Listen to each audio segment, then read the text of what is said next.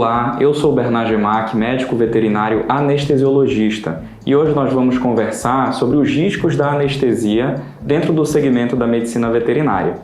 Todo procedimento anestésico, ele traz consigo o objetivo primordial de nós darmos ao nosso paciente, ao seu animalzinho, o conforto para que ele não sinta dor durante o procedimento cirúrgico. Porém, as medicações anestésicas, elas também causam um pouquinho de desordens dentro do corpo de alguns pacientes. Então, assim como existe a possibilidade de um paciente passar por uma anestesia sem nenhuma intercorrência, em alguns casos o paciente ele pode sofrer alguns efeitos colaterais dos fármacos anestésicos. E esses efeitos colaterais podem ser os mais diversos possíveis, desde queda de pressão arterial, alteração do ritmo cardíaco, queda na saturação de oxigênio, entre vários outros. Mas os riscos anestésicos não devem ser um fator que nos impedem de submeter o paciente à anestesia.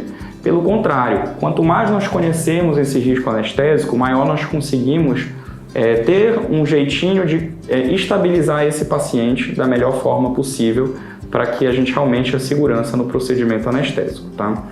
Quanto mais exames você conseguir fazer do seu paciente, maior informação o anestesista vai ter sobre aquele organismo e melhor vai ser a segurança anestésica para aquele procedimento. Os riscos anestésicos, eles podem trazer consequências mais brandas e consequências mais graves em alguns casos. As consequências mais brandas, por exemplo, podem estar relacionadas a vômitos, diarreias depois do procedimento anestésico, uma reação alérgica que empolou a pele do paciente, entre outras.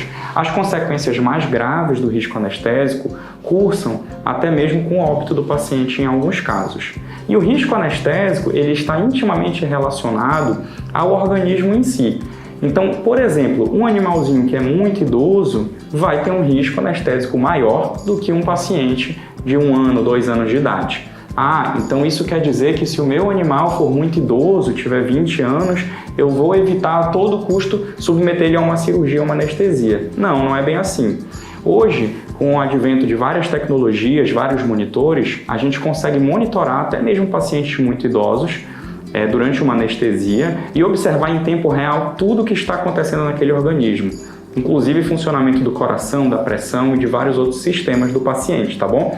Então, a idade não é um fator impeditivo para a anestesia. Ela realmente nos chama a atenção, nos faz ser mais cuidadosos, porque um paciente idoso ele tem um maior risco de ter alguma complicação, mas isso não impede o seu animal de passar por uma anestesia.